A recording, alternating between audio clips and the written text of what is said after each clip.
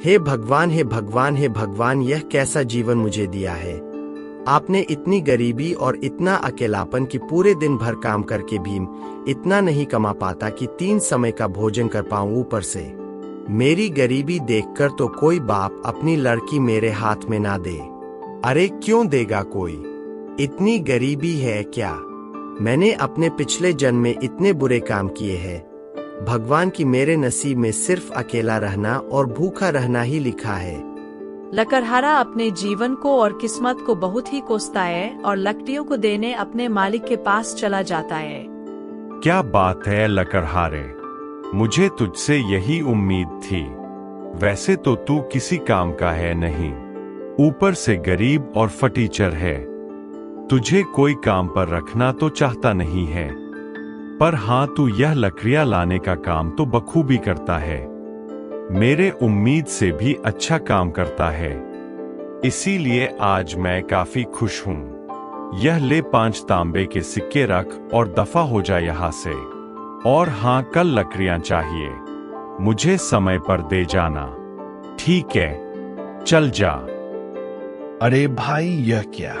उसने इतनी मेहनत की, जंगल जाकर लकड़ियां लेकर आया और तूने उसे सिर्फ 5 तांबे के सिक्के दे दिए हैं। अरे यह तो बहुत कम है। इससे तो उसका दिन भर का गुजारा भी मुश्किल से होता होगा। क्यों? अरे क्या है ना कि वह थोड़ा मूर्ख किस्म का आदमी है। उसे पता ही नहीं है कि किस काम के कितने पैसे मिलते हैं और कितने नहीं।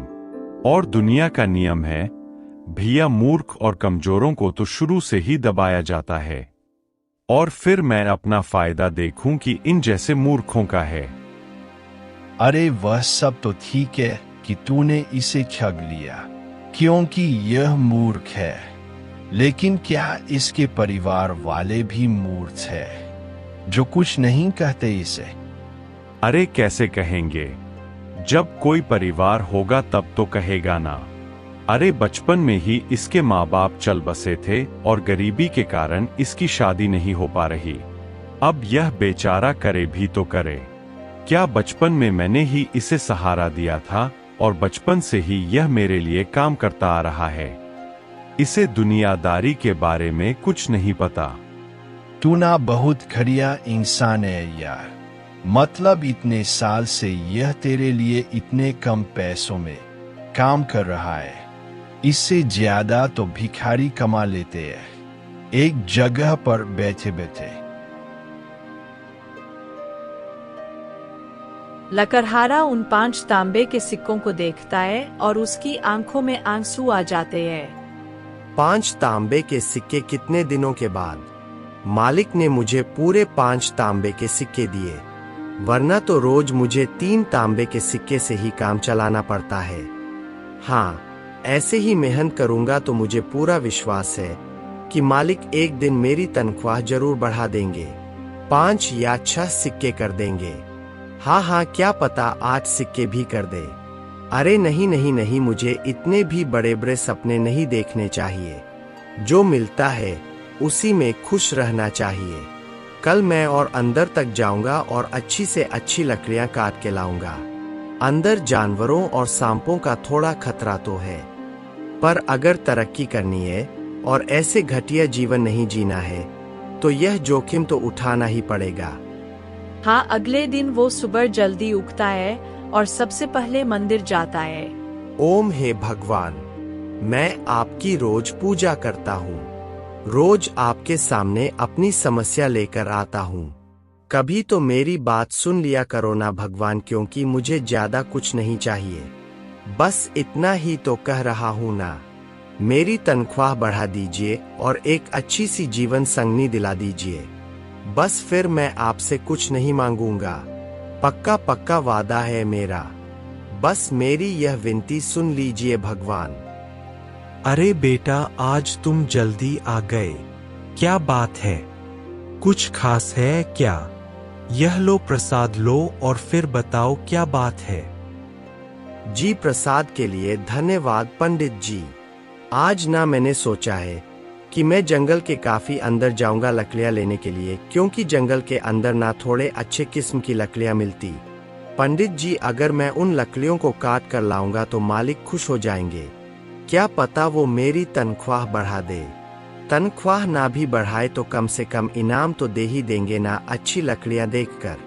हाँ, जंगल के अंदर नहीं बेटा, जंगल के अंदर मत जाओ, वहां खतरा है। जंगली जानवर और जहरीले सांपों से भरा है। वो अगर तुम जिंदा ही नहीं लौटोगे तो फिर पैसों का क्या करोगे? ओहो, परंतु पंडित जी, मैं आखिर जिंदा रहकर भी क्या करूंगा? ऐसी जिंदगी से तो अच्छा है कि मैं मर ही जाऊं। मैंने पहले भी जंगल के अंदर जाने की सोची थी पर कभी हिम्मत नहीं हुई, पर आज मेरे अंदर का शेर जाग गया है। मैंने फैसला कर लिया है, या तो मैं अच्छी जिंदगी जीऊंगा या मैं जीऊंगा ही नहीं, और मैं ऐसी जिंदगी नहीं जी सकता। पंडित जी, मैं परेशान हो गया हूँ, सही बता रहा हूँ। अब या तो भगवान को मेरी सुनी पड़ेगी या मैं खुद ही भगवान के पास चला जाऊंगा। हाँ, मुझे पता है बेटा कि तुमने अपने जीवन में बहुत दुख देखे हैं। अगर तुम्हारी जगह कोई होता तो उसने अब तक तो हार मान ली होती। पर बेटा, अगर तू जंगल के अंदर जा ही रहा है तो एक बार माँ के मंदिर जाकर जरूर आना। मैंने सुना है कि जंगल के अंदर माँ का एक मंदिर है। लोग कहते हैं कि जिसने भी माँ के दर्शन किए वह कभी खाली हाथ नहीं लौटा। उसकी इच्छा अवश्य पूरी होती है। इसलिए सिर्फ एक बार उस मंदिर के अंदर जाना और सच्चे दिल से अपनी इच्छा मांगना। तुम्हारी इच्छा भी जरूर पूरी होगी। देख लेना बेटा। जी पंडित जी, जैसा आप कहें, मंदिर के अंदर भी जरूर जाऊंगा। ऐसा कहते ही लकड़हारा जंगल की ओर निकल जाता है। हो, डर तो लग रहा है, पर यही मौका है कुछ कर दिखाने का। बस एक बार अच्छे किस्म की लकड़ी मिल जाए, फिर जल्द से जल्द निकल आऊंगा। हाय, लकड़हारा को थोड़ा डर लग रहा था, लेकिन बचपन से ही वो जंगलों के अंदर काम करने की वजह से उसका अनुभव काफी बढ़ गया था। इसीलिए जंगल के अंदर जाने में उसे उतनी दिक्कत नहीं हो रही थी। वो इस बात का काफी ध्यान रख रहा था कि कहीं कोई जंगली जानवर ना देख ले। जंगल के अंदर चलते चलते उसे अचानक ही माँ का मंदिर मिल जाता है, जो पूरी तरह से वीरान पड़ा था। बाप रे बाप, यह क्या? यह माँ का मंदिर तो पूरा खंडहर लग रहा है, और यहाँ इतनी सारी यह जाली क्यों लटक रही है? और लगता है कि इन जंगली जानवरों और जहरीले सांपों की वजह से यहाँ कोई आता जाता नहीं है। मुझे माँ का आशीर्वाद लेने से पहले मंदिर को साफ कर देना चाहिए। क्या पता खुश होकर माँ मेरी मनोकामना सच में पूरी कर दे। उसके बाद लकड़हारा माँ के मंदिर को साफ करने लग गया। ओम हे माता, आपको तो मेरे बारे में सब कुछ पहले से ही पता होगा, फिर भी मैं आपको बता देता हूँ, मैं बहुत ही गरीब हूँ। इतनी मेहनत करने के बाद भी मुझे 2 समय का खाना भी ठीक से नहीं मिलता। कभी कभी तो मुझे भूखा ही रहना पड़ता है। मेरी गरीबी के कारण मेरी शादी नहीं हुई, और अब तो मुझे कोई उम्मीद भी नहीं है। धीरे धीरे मेरी जीने की इच्छा भी खत्म होती जा रही है। अब आप ही मेरी मदद कीजिए माँ, आप ही मेरी आखिरी उम्मीद है। मुझे पूरी उम्मीद है कि जब मैं यहाँ से अच्छी किस्म की लकड़ियाँ लेकर जाऊंगा तो मुझे इसकी अच्छी कीमत मिलेगी, और फिर मैं रोज यहाँ लकड़ियाँ लेने आया करूंगा ताकि अपनी गरीबी से थोड़ा बाहर आ सकूं। और जब मैं लकड़ियाँ लेने आऊंगा ना माँ, तो मैं आपके मंदिर भी जरूर आऊंगा और रोज यहाँ की सफाई भी करूंगा और आपकी पूजा भी करूंगा। बस अपना मेरे ऊपर अपना आशीर्वाद बनाए रखना माँ। जय माता दी। ऐसा कहते ही लकड़हारा मंदिर से निकलने के बाद लकड़ियाँ काटने लगा, और जब उसका लकड़ी काटने का काम पूरा हुआ तो वह अपने मालिक के पास पहुंचा। हाँ मालिक, मैं जंगल के आज ना बहुत अंदर तक गया और आपके लिए उच्च किस्म की लकड़ियाँ लेकर आया हूँ। तो मालिक, क्या आप इसके लिए मुझे ज्यादा सिक्के दे सकते हैं ना? अरे वाह वाह वाह वाह वाह, तुमने तो भाई कमाल कर दिया लकड़हारे। जंगल के अंदर तो बड़े से बड़ा लकड़हारा भी जाने से डरता है, पर तुमने तो आज मेरा दिल खुश कर दिया, और इसीलिए मैं तुम्हें पूरे 3 नहीं, 4 नहीं, 5 नहीं बल्कि पूरे 8 तांबे के सिक्के दूंगा। हाँ, 8 तांबे के सिक्के? क्या आप सच कर रहे हैं मालिक? क्या आप सच में मुझे इतने सारे पैसे देंगे? मुझे तो विश्वास नहीं हो रहा। आपका बहुत बहुत धन्यवाद मालिक। आपको रोज जंगल के अंदर से ऐसी और लकड़ियां लाकर दूंगा। आप उसके भी 8 तांबे के सिक्के देंगे ना मालिक? अरे हाँ लकड़हारे, क्यों नहीं। अरे तू भी क्या याद करेगा कि किस दिलदार मालिक से तेरा पाला पड़ा है। उन दोनों की बात सुनते ही वहाँ खड़े सारे लोग हंसने लगे और मजाक उड़ाने लगे। मालिक, ये सब लोग हंस क्यों रहे हैं? यहाँ कोई हास्यफस चल रहा है क्या? अरे तुम इन सब बातों पर ध्यान मत दो। देखो लकड़हारे, यह सब थोड़े पागल किस्म के लोग हैं, सबका मजाक उड़ाते रहते हैं।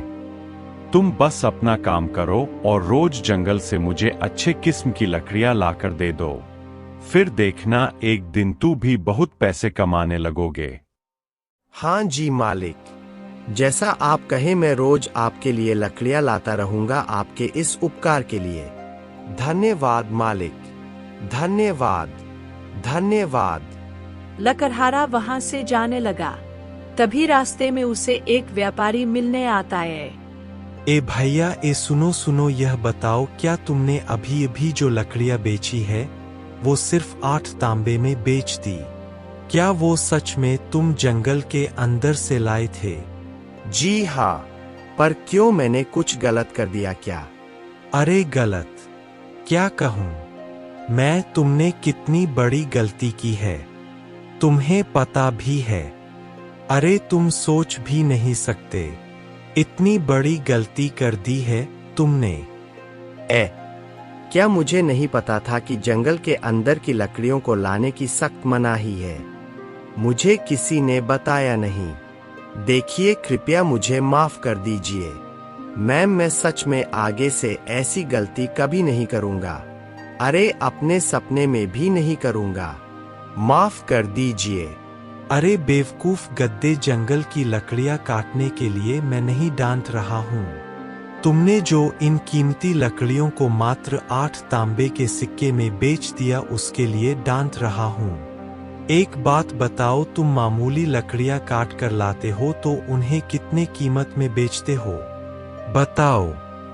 जी 3 तांबे के सिक्कों में, और कभी कभी मालिक खुश होते हैं तो मुझे 5 तांबे के सिक्के दे देते हैं। अरे भगवान, निहायती बेवकूफ इंसान हो। पता नहीं कैसे लकड़हारे हो। तुम्हें पता नहीं कि इन लकड़ियों की क्या कीमत चल रही है बाजार में? अरे मामूली लकड़ियों की कीमत 2 चांदी के सिक्के है। 2 चांदी के सिक्के? नहीं, आप मजाक कर रहे हो ना यहाँ मालिक? मुझे 10 तांबे के सिक्के भी नहीं देते हैं, और आप कह रहे हैं कि 2 चांदी के सिक्के यानी 200 तांबे के सिक्के। अरे हाँ गधे, और तुम्हें यह जानकर बड़ा अफसोस होगा कि जो कीमती लकड़ियों को तुमने 8 तांबे के सिक्कों में बेचा है ना, उसकी कीमत 8 तांबे के सिक्के नहीं बल्कि 8 चांदी के सिक्के है। और अगर तुमने जंगल के और अंदर जाकर झील के उस पार की लकड़ियां लाई तो उनकी कीमत 2 या 3 सोने के सिक्के हो सकती है, समझे? लकड़हारा यह सब सुनकर बेहोश हो गया। व्यापारी उसे अपने घर ले आया। कुछ देर बाद लकड़हारा होश में आता है। ए भाई, ए सुनो, तुम ठीक तो हो ना? लकड़हारे, अरे भाई, अचानक से बेहोश क्यों हो गए? हाँ, आपकी बातें सुनकर तो मुझे यकीन नहीं हो रहा कि मालिक ने मेरे साथ ऐसा किया। जब मेरे माता पिता मुझे छोड़कर भगवान के पास चले गए, तब मालिक ने ही मुझे सहारा दिया था। अगर वह नहीं होते तो शायद मैं कभी लकड़हारा नहीं बनता और कहीं बैठकर यहाँ वहाँ भीख मांग रहा होता या मर चुका होता। मुझे उन पर खुद से भी ज्यादा भरोसा था, उनके सिवा और मेरा था ही कौन। लेकिन उन्होंने भी मेरा फायदा उठाया, मेरा भरोसा तोड़ा। मुझे तुम्हारे लिए कहूं तो दिल से बुरा लग रहा है। मैं समझ सकता हूँ कि तुमने अपने जीवन में कितनी तकलीफें सही होंगी। अरे पर मुझे समझ में नहीं आ रहा कि आपने मुझे यह सब बताया क्यों। मतलब मेरा मतलब है कि आप भी चाहते तो उनकी तरह मेरा इस्तेमाल कर सकते थे। थोड़े से ज्यादा सिक्के देकर आप काम करवा सकते थे। तो फिर आपने ऐसा क्यों किया? मुझे क्यों बताया? देख बेटा, अगर कुछ लोग ठग या बुरे हो तो इसका मतलब यह नहीं होता है कि सब वैसे ही हो। मैं एक ईमानदार व्यापारी हूँ। मैं कभी भी किसी को ज्यादा रकम नहीं देता लेकिन कम भी नहीं देता, समझे? अब देखो, जो हो गया सो हो गया। तो क्या अब तुम मेरे लिए काम करना चाहोगे?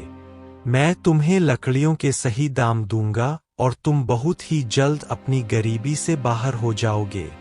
अब तुम्हें यह घिसी पिटी जिंदगी जीने की कोई जरूरत नहीं है। बताओ क्या कहते हो? तुम काम करोगे मेरे लिए? अरे हाँ जी, क्यों नहीं। मैं आप लोगों के साथ काम करने से भला कैसे मना कर सकता हूँ। आपने मुझे सही राह दिखाई है। पर देखिए, चांदी के 8 सिक्के तक तो ठीक था, परंतु 2 या 3 सोने के सिक्के, वह भी केवल लकड़ियों के लिए, या कुछ ज्यादा नहीं हो गया? बिल्कुल भी नहीं, क्योंकि इन लकड़ियों का इस्तेमाल केवल और केवल राजमहल के लोग और कुछ गिने चुने अमीर लोग ही करते हैं, क्योंकि यह कोई आम लकड़ियां नहीं होती है। यह बहुत ही खास और गुणवत्ता वाली लकड़ियां होती है, और यह लकड़ियां मिलना उतना ही कठिन है जितना रेगिस्तान में पानी मिलना, क्योंकि यह लकड़ियां उस खतरनाक जंगल के अंदर पाई जाती है। वहां भी झील के उस पार, जहां एक से एक खतरनाक जंगली जानवर और जहरीले जीव जंतु रहते हैं। इन लकड़ियों को लाने एक खास लोगों की टुकड़ी जाती है जो युद्ध में माहिर हो और जानवर के बारे में विशेष जानकारी रखते हो। कोई आम आदमी कभी भी उन लकड़ियों को नहीं ला पाएगा, और हाँ, अगर लाने की कोशिश भी की जाए तो वह अपनी जान से हाथ धो बैठेगा। अब बताओ भला, अगर तुम उन लकड़ियों को लाने में सफल रहे तो तुम एक दिन अमीर बन जाओगे। तुम्हें किसी प्रकार की कोई दिक्कत नहीं होगी। लेकिन हाँ, मेरी सलाह मानो तो झील के उस पार कभी जाने के बारे में सोचना भी नहीं। हाँ, मैं समझ गया व्यापारी जी। आपके लिए कल मैं जंगल के अंदर से 8 चांदी के सिक्के वाली लकड़ियां लाकर दे दूंगा। हाँ, लेकिन ध्यान से जाना, और हाँ, झील के उस पार जाने की सोचना भी मत, ठीक है? हाँ जी, मैं समझ गया। आपका बहुत बहुत धन्यवाद व्यापारी जी। वैसे मैं आपको क्या कहकर पुकारूं, मालिक या व्यापारी जी? तुम मुझे व्यापारी जी कहकर पुकारो, क्योंकि तुम मेरे गुलाम नहीं हो, तुम आजाद हो। तुम भी एक व्यापारी हो जो अपना सामान किसी को बेचता है, मेरी तरह समझे। और हाँ, आज तुम मेरे ही घर पर रुक जाओ, कल चले जाना। मेरी पत्नी काफी अच्छा भोजन बनाती है। अरे एक बार खाकर तो देखो, तुम्हें जरूर पसंद आएगा। हाँ अपर व्यापारी जी। अरे परवर और पर कुछ नहीं, मैंने कह दिया तो कह दिया। तुम आज यहीं से भोजन करके जाओगे, बस बात खत्म, ठीक है? अब ज्यादा बातें नहीं। अरे भाई, तुम मेरे मेहमान हो और अपने मेहमान की खातिरदारी के बिना कहीं हम जाने नहीं देते हैं। उसे समझे, काश आप मुझे पहले मिल चुके होते तो कितना अच्छा होता। आप कितने अच्छे हैं। मुझे बहुत खुशी हुई कि आप जैसे सच्चे और अच्छे लोग अब भी मौजूद हैं। मैं बहुत खुश हूँ आज। अगर आप सबका हो चुका हो तो खाना खा लीजिए, वरना आप सबकी बातें तो चलती रहेंगी, लेकिन उस चक्कर में खाना ठंडा हो जाएगा। अरे हाँ, भाग्यवान हम भी आते हैं भोजन करने। अरे तुम खाना तो परोसो, देखना तुम्हारे खाना परोसने से पहले ही हम आसन में विराजमान हो जाएंगे। ऐसा कहते ही लकड़हारा लकड़ियां काटने लगता है और लकड़ियां इकट्ठा करने लगता है।